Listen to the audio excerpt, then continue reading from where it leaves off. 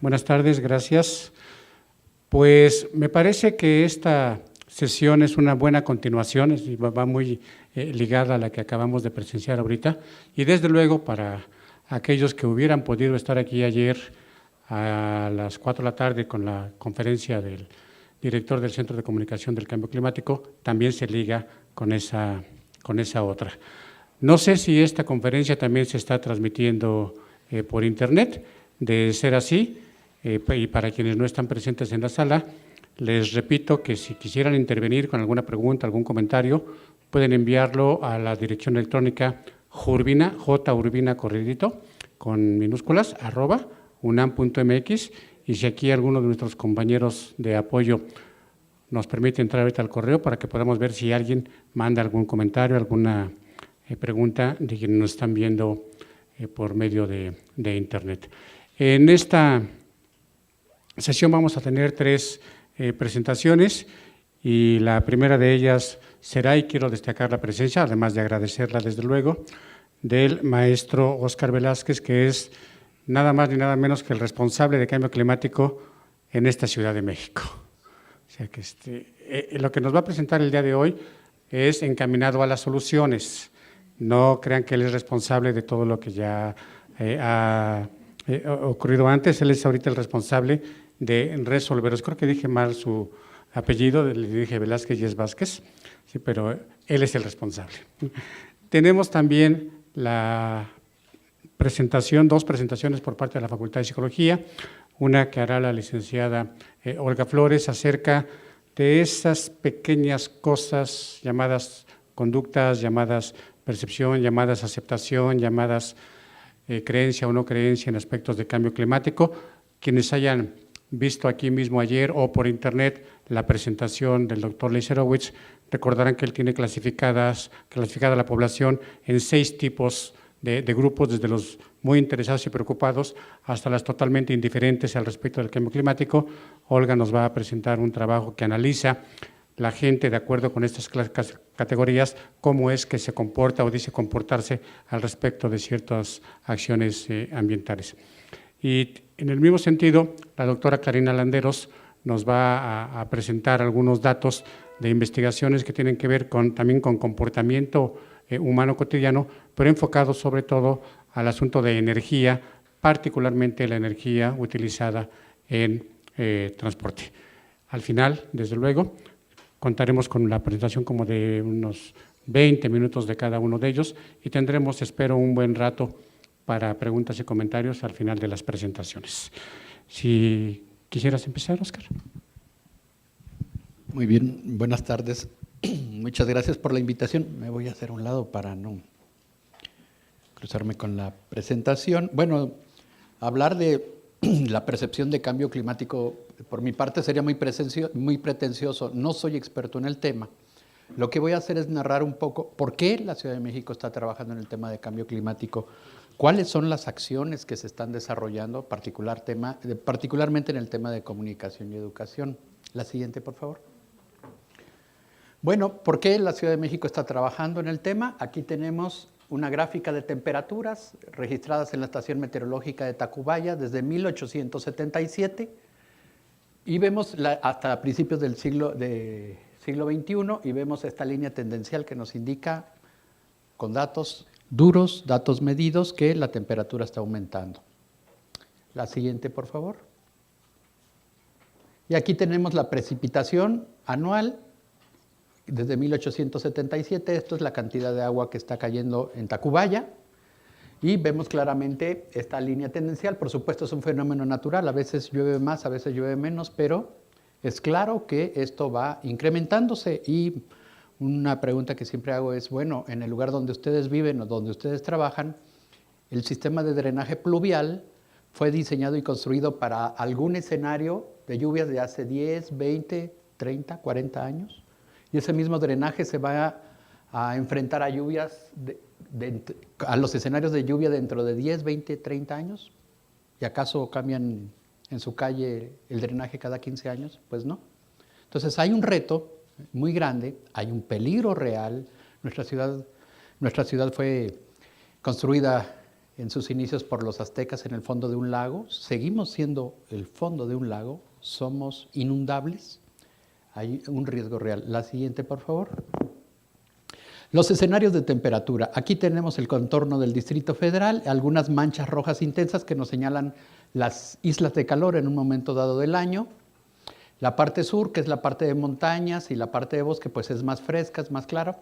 Pero lo que vemos con los escenarios al 2040, con escenarios que nos elaboraron aquí mismo en el Centro de Ciencias de la Atmósfera, pues es una consolidación de estas islas de calor como en una especie de continente. La siguiente, por favor.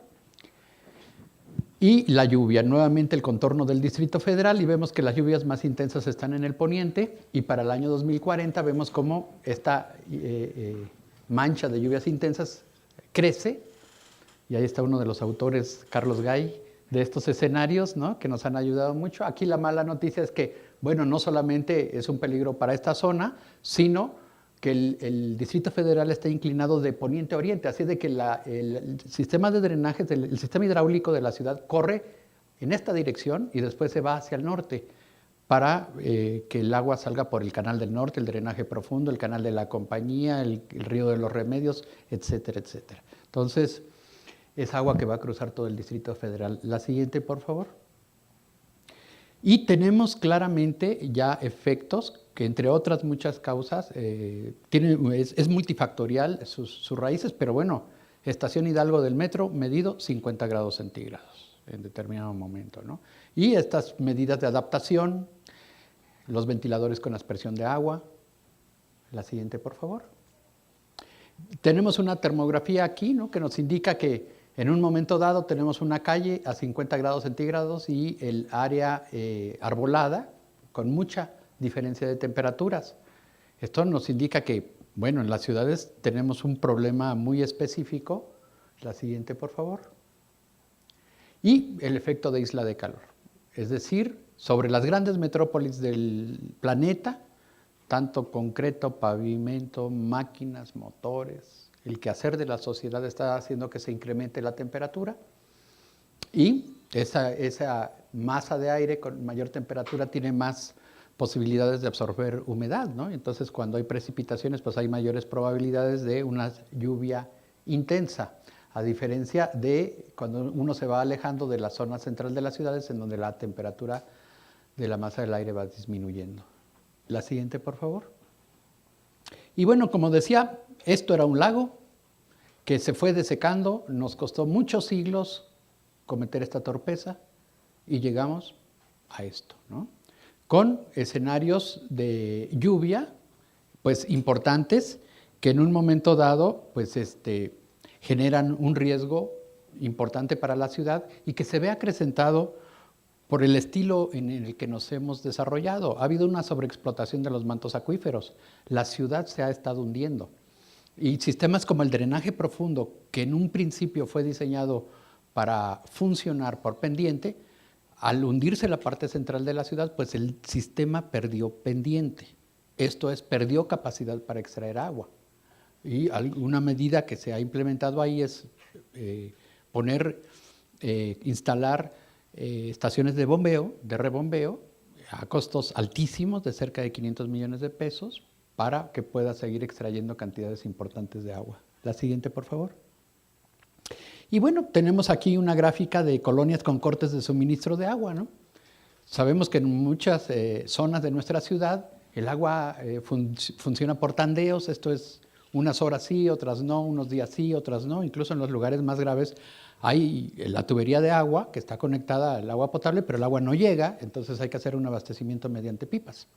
Y por ejemplo, aquí la pregunta sería, ¿y qué estamos haciendo con el agua de lluvia? Con esa cantidad importante de agua de lluvia que nos pone en riesgo. Pues la mandamos al drenaje, ¿no?, como si el agua no sobrara. Y esto está pasando en todas las ciudades del mundo. Traemos un estilo de desarrollo de las sociedades en que ya no vemos muchos de los errores que estamos cometiendo. Por ejemplo, voy a mencionar algo de este auditorio, no se vayan a molestar, lo mismo ocurre en el auditorio del lugar donde yo trabajo. Pues es un lugar donde se hacen proyecciones y para que se vean hay que oscurecerlo. Y después, como quedó muy oscuro, pues se encienden las luces, ¿no? Lo mismo ocurre en el lugar donde yo trabajo.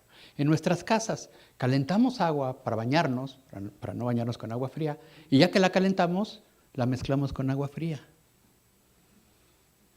¿No? Son cosas que, y así podemos enumerar una cantidad de situaciones de las que ya no las vemos y que se siguen presentando. La siguiente, por favor.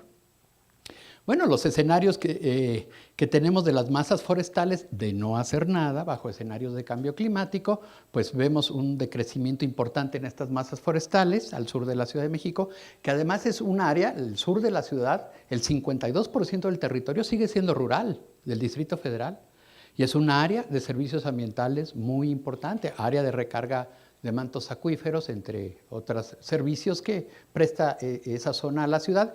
Y sin esta zona, la ciudad no es viable, simplemente no es viable. La siguiente, por favor.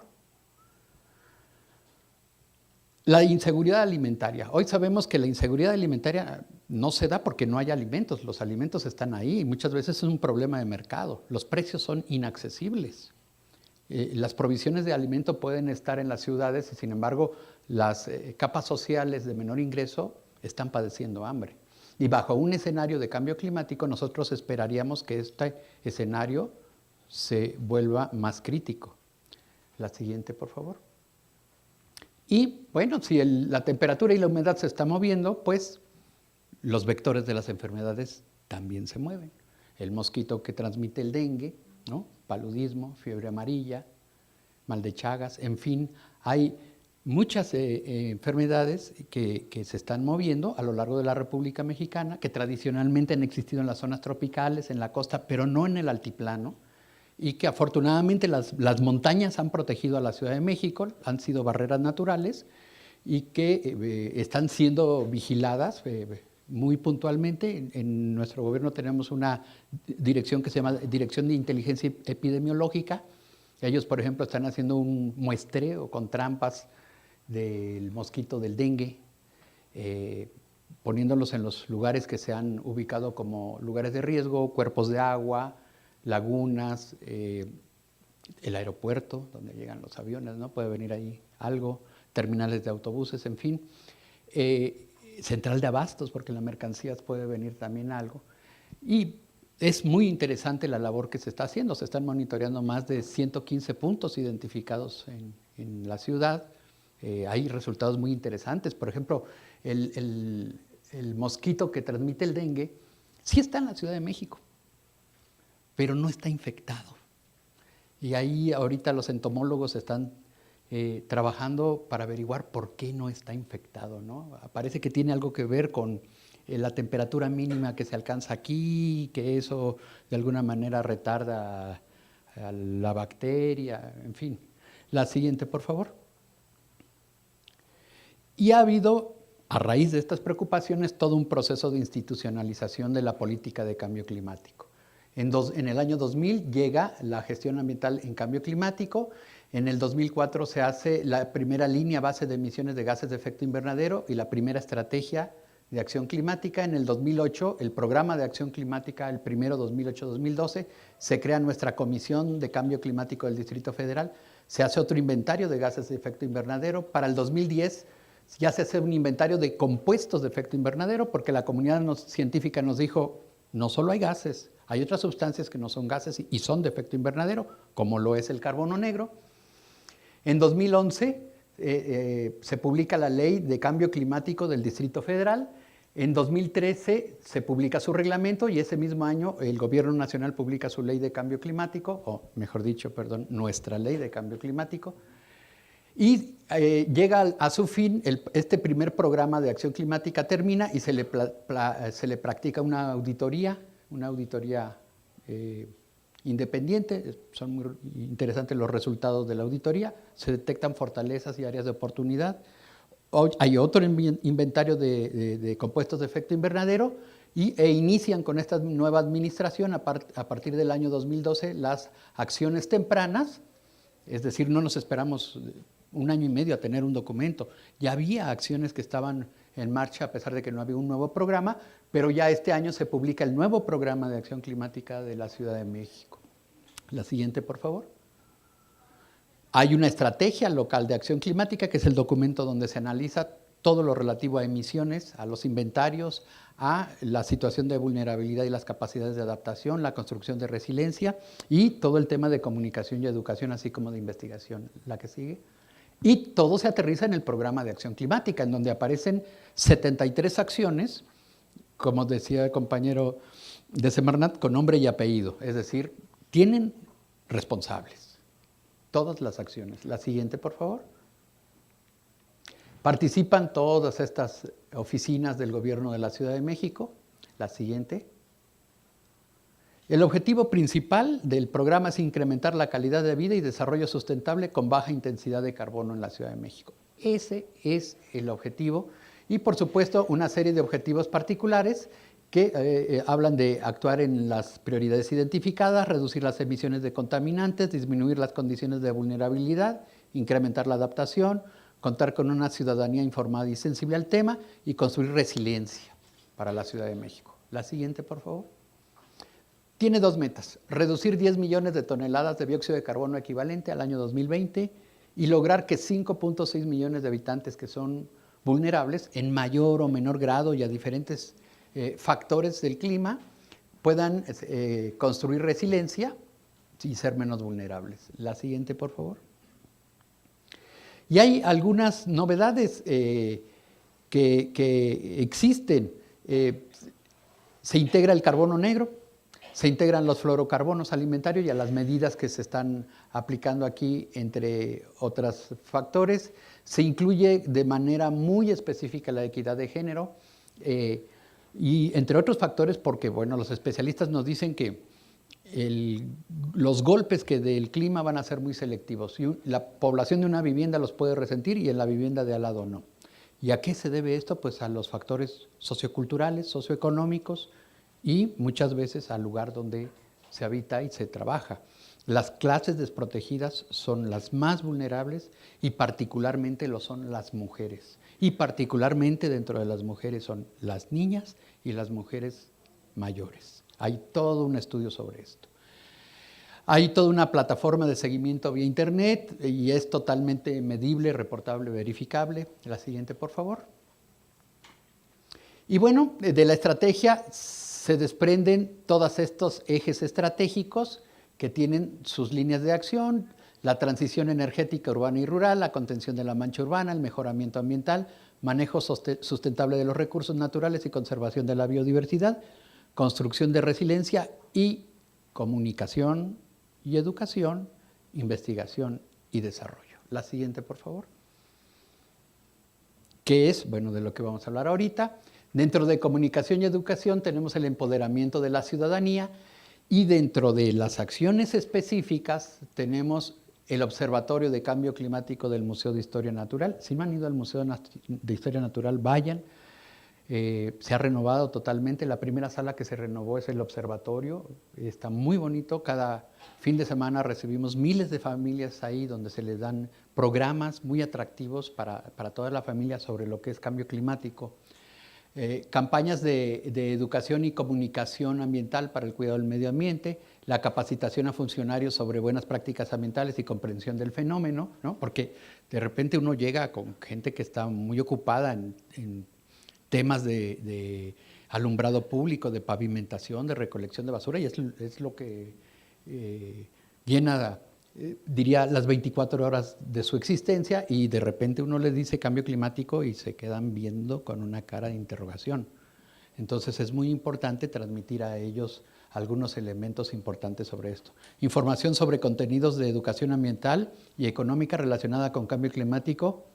Bueno, esto es muy específico en los recibos y servicios, ¿no? El programa de Moviescuelas, que incluye todo lo de ecobici y todo lo de transporte no motorizado. La siguiente, por favor. El programa Gánale al CO2 en escuelas, que lo estamos haciendo en una NAMA, en una acción nacional ambiental apropiada de mitigación, de la mano con Semarnat y con la GIZ de Alemania. Y en comunicación y educación, en adecuación de procesos y contenidos, homologación de conceptos educativos en el tema ambiental en los centros de difusión de información, tales como museos para la comprensión del fenómeno, desarrollo de un catálogo de educación ambiental. La siguiente. En investigación y desarrollo, dentro de la línea de fortalecimiento de la implementación, tenemos la mejora del conocimiento sobre la percepción de educación ambiental al cambio climático. No son todas las acciones, les dije, son 73 acciones. He seleccionado las de comunicación, educación y las de investigación relacionadas con el tema que aquí se está tratando, pues tratando de ejemplificar, de mostrar el esfuerzo que se está haciendo en el gobierno de la Ciudad de México respecto de este tema específico. La siguiente, por favor. Si ustedes quieren, esta es la imagen de nuestra página de internet, la pueden consultar en cedema.df.gov.mx. La siguiente, por favor. Y aquí en temas ambientales, la siguiente, ustedes pueden encontrar el tema de cambio climático. La siguiente. Y ahí descargar el programa de acción climática, la estrategia de acción climática, el programa de acción climática anterior,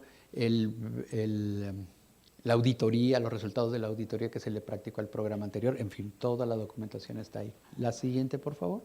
Y bueno, pues eso es todo por mi parte. Muchas gracias.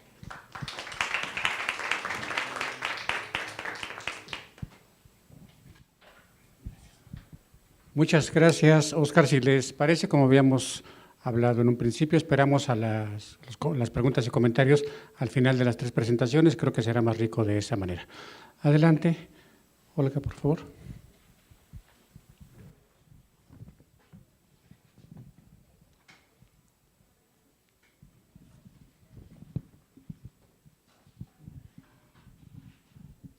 Buenas tardes, mi nombre es Olga Flores.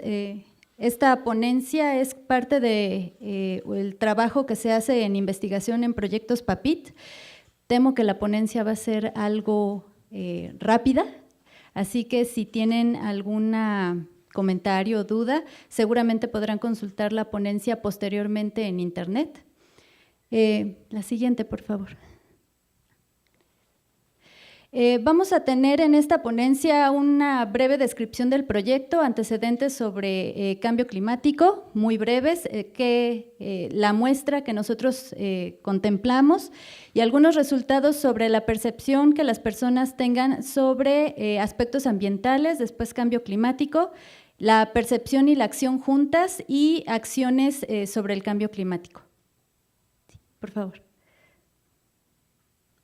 El proyecto tiene como objetivo establecer la población, cómo establece sus causas y consecuencias al respecto del cambio climático, cómo se siente al respecto de la vulnerabilidad que tenga ante el fenómeno y opciones de adaptación a este fenómeno. Todo esto con el fin de crear una fuente de información que sirva para poder establecer acciones ante el cambio climático. La siguiente, por favor. Y desde luego, pues honor a quien honor merece, todos los participantes, todas las universidades que estuvieron con nosotros y los académicos de la UNAM. La siguiente, por favor. Y desde luego, pues los prestadores de servicio social, becarios y tesistas, sin ellos no sería posible. La siguiente, por favor. Este proyecto recabó información a través de este cuestionario en esta tercera etapa. Son 41 preguntas más 15 preguntas sociodemográficas y en esta ocasión, bueno, los ejes temáticos que veremos son percepción y acciones, pero además se incluyeron comunicación y elementos afectivos y cognitivos sobre el cambio climático. La siguiente. Como antecedentes, el cambio climático es de difícil percepción tanto en causas y efectos en el tiempo y en el espacio. Su frecuencia y magnitud se minimizan y hay una distancia entre actores y víctimas. La siguiente, por favor. Como elementos de adaptación y mitigación están pues elementos hacia la salud, la agricultura, poblaciones vulnerables y en la mitigación, reducción de CO2 y cambio en los hábitos de consumo. La siguiente. La muestra está compuesta de 1,940 personas mayores de edad, mayores de 18 años, de diversos estudios. Lo importante aquí es que son de 9 urbanizaciones diferentes de México, de Mexicali, de Colima. La zona metropolitana compone parte de los municipios del Distrito Federal y del Estado de México. Guadalajara, Morelia, San Luis Potosí, Hermosillo, Villahermosa y Mérida. La que sigue, por favor. La información que verán a continuación básicamente está organizada a la luz de 3 preguntas que hicimos en el cuestionario. La primera es en relación al ambiente, ¿cómo se considera usted a las condiciones ambientales? ¿Confundido, indiferente, preocupado, preparado, temeroso o interesado? La siguiente, por favor. La siguiente pregunta que vamos a ver analizada es en relación al cambio climático, ¿usted se considera igualmente confundido, indiferente, preocupado, preparado, temeroso o interesado? La siguiente. Y la última pregunta que veremos será la 40. ¿Qué tanto estaría usted dispuesto a cambiar sus hábitos de vida, su estilo de vida, para combatir el cambio climático? Y había las 6 opciones de respuesta. Sí, cambiarían sin ninguna condición, cambiarían solo si no representa un sacrificio para ellos, cambiarían solamente si no le cuesta más, cambiarían solamente si su comunidad lo hace, no cambiarían, o había la opción de otro, y ellos ponían cuáles eran las condiciones bajo las cuales ellos cambiarían. La siguiente, por favor. La distribución de estas poblaciones, de estos grupos, es básicamente que el 56% están tanto preocupados por aspectos ambientales como por el cambio climático. Ahora, esta situación del cambio climático es interesante y los aspectos ambientales porque básicamente se refieren a que la población los ve únicamente como ambientales, no los percibe ni como económicos ni como con impacto social. La que sigue, por favor. En estas preguntas en las que tratamos de relacionar cómo se consideran con respecto tanto a los aspectos ambientales como a el cambio climático, vemos que hay una correlación entre ese sentir de las personas, es decir, el cambio climático está dentro de los aspectos ambientales y podemos establecer que esto ayuda a que la percepción que se tiene del cambio climático siempre va a incidir en acciones ambientales para las personas. La siguiente, por favor. En cuanto a la pregunta de qué harían, el 60% de las personas mencionan que cambiarían sin ninguna condición y ahí varía, cambiarían si no les significa un sacrificio, el 11%, 17% solamente si no le cuesta más, el 7% si su comunidad lo hace, el 2% no cambiaría bajo ninguna circunstancia y el 3% lo haría, ahora sí que con cambios a la carta. Básicamente hablan de cambios graduales, establecen temporalidad, no tanto condiciones específicas de requisitos. También un cambio personalizado, por ejemplo, si solo beneficia a su familia o si repercute de alguna manera en su ingreso o si de alguna manera le dan incentivos, entonces sí cambiaría. Y de acuerdo a su estado de salud, también cambios a ese respecto. La que sigue, por favor. Dentro de esto, las personas que no cambiarían, principalmente tienen personas confundidas e indiferentes. Y las personas que no cambiarían, bueno, esto en cuanto a aspectos ambientales. Y en cuanto al cambio climático, tienen las personas que no cambiarían, personas confundidas e indiferentes, y las personas que cambiarían sin ninguna condición, tienen más bien una gran población de personas preocupadas. La que sigue, por favor. Preguntamos a las personas cuáles son los principales problemas del país y nos mencionan inseguridad, los problemas económicos, la educación y los problemas ambientales están en el 4º y el 6º lugar. En este caso, los problemas ambientales del país están en el 3º y 5º lugar y primordialmente aquí el primer problema que se ve es la contaminación del ambiente. El que sigue, por favor. En los problemas de su ciudad o de su localidad, el medio ambiente y los problemas de contaminación fueron el 3er y 4º lugar, y en este lugar, en problemas ambientales fueron el 1º y el 3er lugar. La que sigue, por favor. Ahora, los problemas que vamos a ver son sobre cómo se siente usted ante las condiciones ambientales. La que sigue. Vemos que las personas que están principalmente preocupados califican peor el aire, el agua, las áreas verdes, el clima, los residuos sólidos y el suelo. Y las personas que están preparadas califican de mejor manera cómo ha evolucionado el aire, el suelo, el agua en su país. La que sigue, por favor. La población general menciona que los océanos, los bosques y las costas serán afectados. La que sigue. En este caso, ya dividiéndolo por cómo se consideran, las personas preparadas tienen una particular preocupación por las montañas. La que sigue, por favor. En cuanto a cuáles son las 5 consecuencias principales del cambio climático, la primera es el aumento de la contaminación y en primer lugar, y le siguen cambios de temperatura, desastres y falta de agua. La que sigue, por favor. Dividiéndolo por estas poblaciones, los preparados consideran más los cambios de temperatura y los preparados mencionan más la escasez de alimentos. Sí. Gracias. En este caso, ahora las principales consecuencias o las formas en que le afecta el cambio climático a las personas mencionan en primer lugar enfermedades respiratorias, rayos UV y enfermedades de los ojos. La que sigue. En el caso de los indiferentes, son particularmente insensibles a los problemas que se mencionan anteriormente. Por favor. Les hicimos una pregunta sobre cuál era el grado de responsabilidad, es esta tabla, y el grado de vulnerabilidad que tenían las diferentes personajes que están aquí.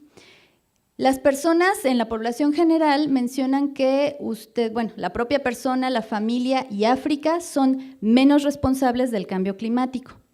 Y medianamente los vecinos, la colonia, el estado y la ciudad, y mayormente Europa, China, el mundo, México, Estados Unidos y Latinoamérica.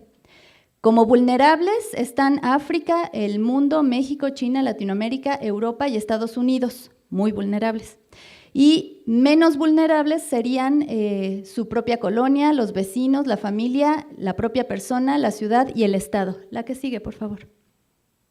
Hubo diferencias significativas entre la responsabilidad. Las personas preparadas consideran que Europa solamente es medianamente responsable, que la familia, en el caso de los temerosos, es medianamente responsable, únicamente África sería muy poco responsable del cambio climático.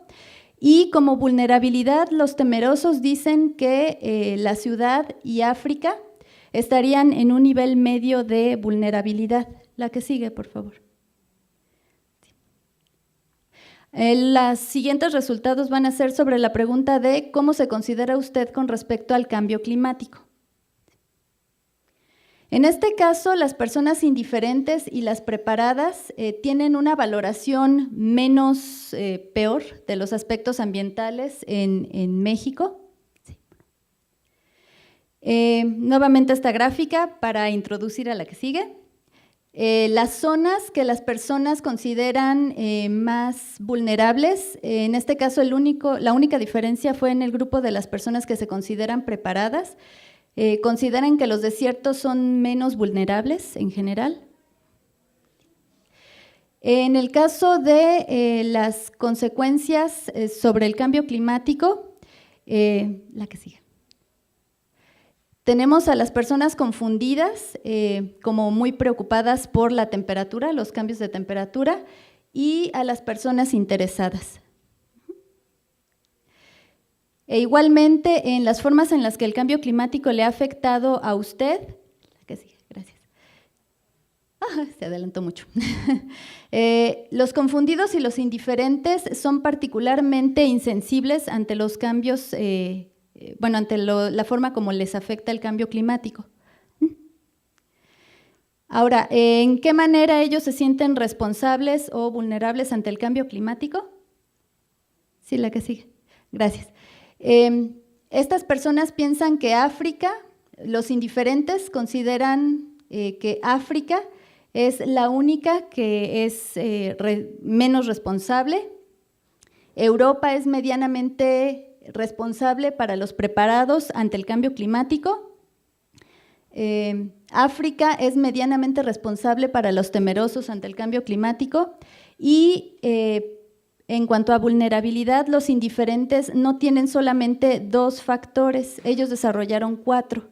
Entonces tienen 4 grados de vulnerabilidad, desde menos vulnerables, que son usted y su familia, hasta los de mayor vulnerabilidad, que son África, Latinoamérica y México. Ahora, percepción y acciones, es la pregunta 40 y es sobre cómo se realizarían los cambios ante el cambio climático. En este caso, las personas que no cambiarían su estilo de vida bajo ninguna condición tienen una valoración, digamos, mejor de las condiciones en las que está la ciudad. Y en cuanto a las zonas que se verían perjudicadas por el cambio climático, ¿la que sigue? Sí. Las personas que no cambiarían su estilo de vida mostraron diferencias significativas en cuanto a las montañas. En cuanto a las consecuencias negativas del cambio climático,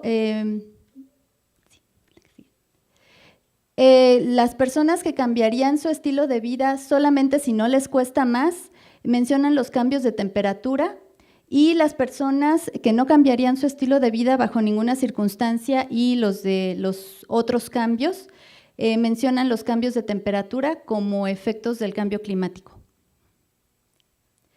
En cuanto a las enfermedades, bueno, las formas en las que el cambio climático les afectaría, las personas que no cambiarían su estilo bajo ninguna circunstancia se muestran menos sensibles a los efectos del cambio climático. Y en cuanto a los grados de responsabilidad y vulnerabilidad ante el cambio climático, tenemos diferencias en cuanto a África, que lo colocan como medianamente responsable, las personas que no cambiarían bajo ninguna circunstancia, y tienen problemas para definir si México y el mundo serían mediana o muy responsables ante el cambio climático. Y las personas que quieren otro tipo de cambios mencionan a los vecinos como parte de los que son muy vulnerables, menos responsables ante el cambio climático. Y no hubo diferencias en cuanto a vulnerabilidad. Gracias. La que sigue. Ahora, en cuanto a acciones específicas para mitigar el cambio climático, la población general mencionó reciclar, reducir el uso del automóvil y reforestar. Ahora, con los grupos que hicimos con las preguntas, tenemos a los indiferentes que consideran en menor medida el consumo de carne y la reforestación y los productos empaquetados. Las personas preparadas consideran en menor grado el desconectar aparatos, reducir el uso del automóvil, reforestar y el usar el transporte público. En cuanto a las personas que se consideran indiferentes ante el cambio climático, el cambio de aparatos, comprar menos productos empaquetados y consumir menos carne no lo consideran tan importante, y andar en bicicleta. Y las personas preparadas consideran en menor grado usar el transporte público para combatir el cambio climático. Las personas que no cambiarían bajo ninguna circunstancia consideran que comprar productos y reducir el uso del automóvil no serían medidas que ellos elegirían para combatir el cambio climático. En cuanto a la población, acciones que el gobierno debería realizar, la población considera que se deberían realizar campañas de información, hacer obligatoria la separación de residuos y proteger áreas verdes e impulsar la reforestación. Ahora, considerando las poblaciones por pregunta, las muestras por pregunta, no hubo diferencias entre estas medidas con los diferentes grupos en cuanto a cómo se consideran en el aspecto ambiental, pero en cómo se consideran ante el cambio climático, los confundidos y los indiferentes mencionan que se debería mejorar el transporte público. Las personas confundidas ante el cambio climático mencionan que no es tan importante mejorar el transporte público y los interesados sí desean que se mejore el transporte público y también, pero los interesados no consideran que la separación de residuos sea importante. Ahora, en cuanto a los hábitos que ellos estarían dispuestos a realizar, la población general dijo que ahorraría electricidad, ahorraría agua y usaría focos ahorradores principalmente, aunque bueno, como pueden ver hay varias acciones que se realizarían con bastante frecuencia. Los indiferentes, como podemos ver, ante los aspectos ambientales, tienen menor participación de estos cambios. E igualmente, las personas que están confundidas o indiferentes ante el cambio climático muestran una menor disposición a actuar en cualquiera de las opciones que tenemos aquí. En cuanto a cambiar el estilo de vida, el mayor porcentaje lo obtuvieron las personas que cambiarían su estilo de vida sin ninguna condición. Ellos participarían en varias de las obras, o de hecho ya las están haciendo, para combatir el cambio climático. Las conclusiones es que el cambio climático es visto como un fenómeno ambiental y que lo ambiental básicamente se reduce a contaminación del aire en un buen porcentaje en las mentes de las personas. Los problemas del país no tuvieron mayor diferencia entre los diferentes grupos y las personas consideran que la contaminación del aire es como uno de los principales aspectos del cambio climático y le ponen menos atención a otros aspectos que quizás serían más oportunos ponerle atención.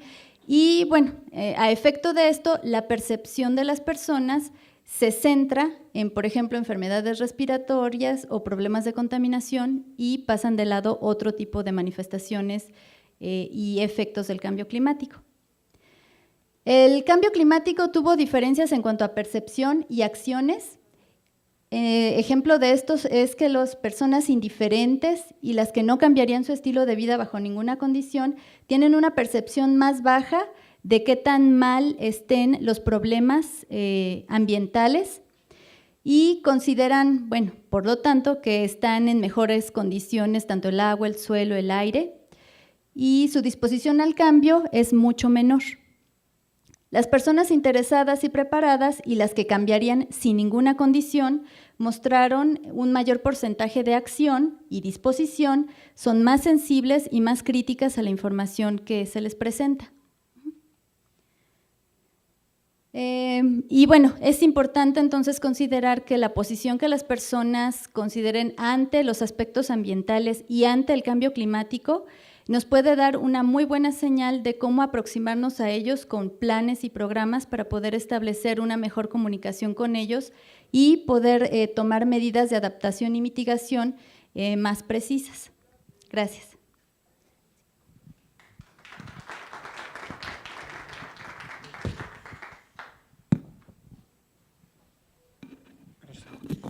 Muchas gracias, Olga. La tercera y última presentación corresponde entonces a la doctora Karina Landeros.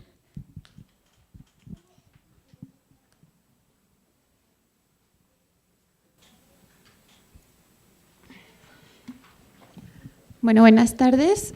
La intención de esta ponencia es mostrar con respecto a dos conductas que tienen que ver con el ahorro energético en el hogar y el uso del transporte público, qué es lo que está sucediendo en la mente de las personas que puede estar influyendo en que la gente haga esto o no. La primera, por favor. Bueno, ya me hicieron el favor de presentar el programa de acción climática y algunas de las líneas estratégicas que esta presenta. La siguiente. Pero quisiera yo resaltar que el inventario de gases de efecto invernadero del 2012 resalta que una de las principales fuentes es la energía, donde se menciona el consumo de energía eléctrica, que una buena parte viene del consumo en los hogares, el transporte y el consumo residencial de gas LP y gas natural. Por lo tanto, resulta pertinente saber por qué la gente está haciendo cosas para ahorrar energía o si está dispuesta a cambiar su medio de transporte. La siguiente, por favor. Como ya mencionaba el maestro, están los ejes estratégicos, las líneas de acción, y como él bien resaltó, como ejes transversales se menciona la educación y la comunicación. La siguiente. Sin embargo, al analizar a más detalle las estrategias, encontramos acciones que van dirigidas al transporte, solo menciono algunas, como modernización y eficiencia energética en el sistema de transporte colectivo y en el transporte eléctrico, implementación de nuevos corredores de Metrobús. La siguiente. No, perdón, la anterior. Y creo que es una buena medida el que se busque que el transporte sea más eficiente y que se tengan más líneas y que tenga una mejor calidad. Sin embargo, pues es importante considerar que hay que convencer a la gente de que los utilice, no es necesario solo que estén ahí. Ahora sí, la siguiente. Y bueno, parte de lo que resaltaba el maestro acerca de las campañas de educación y comunicación, información en contenidos de educación ambiental, y algo que quiero yo resaltar, que me parece que está como línea de fortalecimiento, es el mejorar el conocimiento sobre la percepción de educación ambiental y cambio climático. Pero para eso, pues primero tenemos que saber qué hay, cómo se percibe, qué piensan, cómo lo entienden, o como ya nos mencionaba Olga, qué están dispuestos a hacer. La siguiente, por favor. Bueno, ¿por qué es un objeto de estudio para la psicología ambiental el cambio climático y particularmente comportamientos como el uso de transporte o el consumo de energía? Bueno, porque involucra problemas globales y problemas locales que son percibidos de forma distinta. Son causados por las personas, por lo tanto hay que ver qué piensan las personas, constituyen una amenaza para las personas. Creo que ya está más que reconocido que requieren una aproximación interdisciplinaria. Y bueno, las ciencias sociales y del comportamiento pueden colaborar en responder algunas preguntas, como cómo participan las variables individuales e interpersonales en esa toma de decisiones y cuál es la relación de los factores sociales con los ambientales que se nos están presentando. La siguiente. Bueno, los resultados que les voy a presentar el día de hoy forman parte de una investigación que iba más bien dirigida hacia contaminación del aire. Sin embargo, no podemos negar que contaminación del aire y cambio climático comparten muchas cosas. Como mencionaba antes, es claro que el uso energético y el medio de transporte utilizado tienen un impacto en la emisión de gases de efecto invernadero y esas mismas son las fuentes de los principales contaminantes criterio que están afectando nuestra calidad del aire. Por otro lado, en algunos otros países se ha demostrado que tener políticas conjuntas que consideren no solo contaminación del aire o no solo cambio climático pueden resultar más eficientes. Entonces, aunque esto formó parte de una investigación de calidad del aire, creo que perfectamente se puede ver desde los ojos del cambio climático. El primer objetivo era, bueno, ¿qué está pasando en la mente de la gente? Ahorita voy a explicar cada término, cuáles son las normas que regulan a las personas, a qué atribuyen la conducta de su persona o la conducta de otras personas y si tienen la intención de ahorrar energía o de utilizar el transporte público, particularmente en la zona metropolitana de la Ciudad de México. De nuevo agradezco al maestro que creo que hizo un buen trabajo explicando por qué es tan importante estudiarlo y yo sí resaltaría no solo en la Ciudad de México, sino en la zona metropolitana, pues ya parece muy difícil separar las cuestiones ambientales una de la otra. La siguiente. Bueno, los participantes fueron 515 habitantes de la zona metropolitana. Como pueden ver, fuimos a las 5 zonas que reconoce el sistema de monitoreo ambiental dentro de la zona metropolitana, se buscó que hubiera gente que utilizara automóvil y también que utilizara transporte público, y tuvimos 3 grupos por edad, 2 de adultos, de 25 a 44 y de 45 a 65, pues consideramos que es la gente que ya puede tomar decisiones conscientes sobre cómo se utiliza la energía en el hogar o sobre si decide comprar un coche o no y mejor utilizar el transporte público. O sea, tienen ya un mayor poder de decisión. Sin embargo, también quisimos tener un grupo, digamos, control de adolescentes que aunque todavía no tomen decisiones directas, pues tienen algo que decir al respecto. La siguiente, por favor. Ok, bueno, cuando hablábamos de las normas, ¿a qué nos referimos? Bueno, principalmente a yo qué creo que está bien hacer o qué creo que no está bien hacer con respecto al uso de energía o a la movilidad urbana. Yo creo que se necesitan leyes y qué tipo de leyes creo que se necesitan.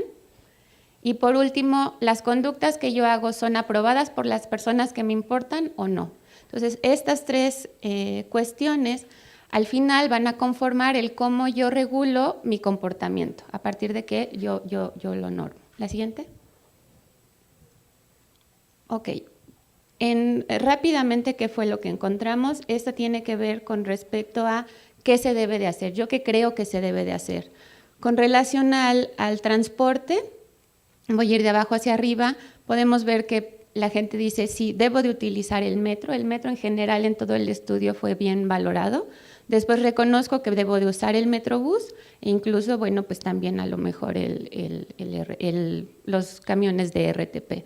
O sea, yo creo que es algo que yo debo de hacer para mejorar el ambiente. Y en casa también yo creo que debo de buscar información para disminuir mi consumo energético en casa, debo de disminuir ese consumo e incluso debo de buscar disminuir el gas LP. Es decir, la gente considera que son cosas que sí se deben de hacer. La siguiente. Ok, ¿qué leyes deberían de existir? Estas son las leyes que nosotros pusimos. No necesariamente todas son reales o no. No sé por qué no se ve la última, pero lo que quiero destacar es que en las que la gente estaba en mayor acuerdo son las que involucraban multas. Esta es multar a automovilistas que deseen dar una mordida para pasar la verificación. Ellos creen que debe de existir una ley que regule eso y que incluso se le debe de multar a esas personas. Y esta que no se ve es que se debe de multar a los, me parece que son a los microbuses que no estén en buen estado. Entonces, el tipo de ley favorita es multas, que existan multas que regulen. En segundo lugar, bueno, el control de la circulación de transporte de carga, eso fue algo manifestado también a lo largo de todo el estudio, les molesta los transportes de carga, y que existiera alguna manera de controlar que ya no existan o ya no se vendan o ya no se tenga en casa aparatos de alto consumo energético. Y digamos que las menos populares era cambiar calentadores de agua o controlar la circulación de autos con más de 10 años, probablemente porque estas dos implican una toma de decisiones que lleva una mayor inversión o que tienen que ser a largo plazo, no son cosas que yo pueda hacer de un día para otro. La siguiente. Ok, en cuanto a la aprobación de las personas cercanas, les preguntamos incluso quiénes eran las personas cercanas. Generalmente mencionaban a los padres o a la pareja, fueron lo que más consideraban como personas cercanas. Y con respecto a la energía, a las conductas favorables, ellos están conscientes en que la gente aprobaría que sí, que yo desconecte los aparatos eléctricos cuando no esté en mi casa, que utilice incluso el transporte público, que utilice la bicicleta o que comparte el automóvil. Ahora, ¿qué pasa con aquellas que no son favorables con el ambiente? Bueno, no aprobarían que yo haga trampa para que mi auto pase en la verificación, no aprobarían que yo no tenga cuidado con la presencia de fugas de gas. Sin embargo, no desaprobarían totalmente que yo use el automóvil todo el tiempo. E incluso, la media se encuentra en, digamos, un poco, aprobarían poco, pero hay sectores, obviamente los que ya tienen automóvil, donde las personas cercanas a ellos, por supuesto que aprueban que usen el automóvil. Entonces esto ya empieza a complicar, porque parecía que la gente entendía lo que debía de hacer, lo que se debía regular, pero de pronto resulta que el contexto social está reforzando una conducta que en teoría yo no debo de hacer si quiero ser favorable con el ambiente, que era algo que se comentaba en la conferencia de ayer. Yo voy a querer encajar socialmente, entonces voy a hacer lo que mi grupo social apruebe. La siguiente, por favor. Ok, bueno, no voy a entrar a detalle, pero otra cosa que queríamos saber era cómo las personas explicaban la conducta, por qué la gente hace lo que hace. Y básicamente lo que nosotros encontramos es que había 3 factores. Lo hace por una situación en particular, por una circunstancia, algo los hizo hacer eso, porque hay algo en esa conducta que me hace que yo siga repitiéndola, o porque hay algo en mi persona, una habilidad, una capacidad, una característica personal que hace que yo haga esa conducta. La siguiente. Y básicamente yo decido eso a partir de la información que recibo de mi entorno social. Básicamente, quiénes hacen esa conducta y cada cuánto se hace. Por lo tanto, si yo veo, por ejemplo, que toda la gente usa el automóvil y lo usa todo el tiempo, es probable que yo crea que hay algo en la conducta de usar el automóvil que sigue favoreciendo que se siga usando, porque por algo lo hacen todos y lo hacen todo el tiempo. Sin embargo, si solo lo hago yo, pero lo hago siempre, quiere decir que hay algo en mí que me está haciendo que yo haga esa conducta una y otra vez. Pero si lo hago solamente yo y solo en algunas ocasiones, quiere decir que es probable que sea un aspecto circunstancial que esté favoreciendo que esa conducta se dé. Espero que con la siguiente tenga un poco más de sentido lo que estoy explicando. La siguiente, por favor. Y entonces queríamos ver qué pasaba con el ahorro de energía, con el uso de transporte público y con el uso del automóvil. Entonces, como mencionaba yo, lo que encontramos en el automóvil es que la gente explica que la gente utiliza el automóvil porque es cómodo, porque es seguro y porque es rápido. Sin embargo, cuando queríamos ver por qué se utilizaba el transporte público, vemos que no solo son las cuestiones, digamos, que me ofrece el transporte público, que lo que se mencionó es que era útil para recorrer largas distancias, que era económico y que era rápido, sino que también hay cuestiones personales que están favoreciendo que yo utilice creo que hay algo en mí que me está haciendo que utilice más el transporte público. Y creo que la que cabe destacar más es la del ahorro de energía, donde tanto en este estudio como uno que hicimos anteriormente, la gente considera que está en ellos el ahorrar energía. Definitivamente lo ubican como que es una decisión personal, es una cuestión de capacidad personal, de habilidad personal, el que hace que las personas ahorren energía en el hogar. Y eso ya marca una diferencia entre el ahorro de energía y el uso de transporte. Van a ser distintas las cosas que me hagan cambiar de medio de transporte o ahorrar energía en el hogar, aunque las dos podrían estar asociadas a un problema como contaminación del aire o como cambio climático. La siguiente. Y por último, bueno, nos fuimos a preguntar qué hacían ellos, qué tanto utilizaban el automóvil, qué tanto utilizaban el transporte público, qué tanto ahorraban energía eléctrica y qué tanto ahorraban el gas en el hogar. En el presente, ¿y qué creerían que harían ellos en 5 años para ver cuál es la disposición a modificar su comportamiento? La siguiente. Entonces, les pediría que primero se fijen en las líneas amarillas, que es lo que reportaron en el tiempo presente. Obviamente, el uso de bicicleta como medio de transporte es el menos frecuente, metrobús, automóvil, medio de transporte y metro. Recuerden que la mayoría de las personas entrevistadas utilizaban medio de transporte, entonces esto tiene sentido. Y podemos ver que en cuestiones de ahorro de energía, la gente reportaba que lo hacía con más frecuencia todavía. Tener aparatos de bajo consumo, desconectar aparatos, comprar focos ahorradores y comprobar que no hayan fugas de gas en su casa fueron las más populares. Al preguntarles qué harían en 5 años, digo, en general podemos ver que la gente dice, no, si yo lo haría más, o sea, tengo la intención de que en 5 años lo haría más, pero no en todos los casos pasa lo mismo. En el caso del automóvil o de, por ejemplo, el microbús, la gente que lo usa va a seguir usándolo igual y la gente que no lo usa no lo va a usar. O sea, no hay esa disposición tan evidente a modificar su conducta, cuando en cuestiones de ahorro de energía sí se ve muy claramente en todos los comportamientos. La siguiente. Ok, y el segundo objetivo, que es lo que mencionaba yo al principio, es, bueno, y todas estas variables, ¿cómo están influyendo en que la gente utilice más o menos el transporte público o ahorre más o menos en su casa? La siguiente. Ok, esta es con respecto a el ahorro de energía en el hogar. Y lo que hicimos fue tomar las medidas de la gente que ahorraba más e incluso estaba dispuesta a ahorrar más y las pusimos en un grupo, digamos en un extremo, y por el otro extremo pusimos a las que menos ahorran en el hogar y menos disposición tenían a cambiar esa conducta, y después corrimos un modelo por análisis discriminante para ver cómo estas variables estaban favoreciendo que se hiciera una u otra.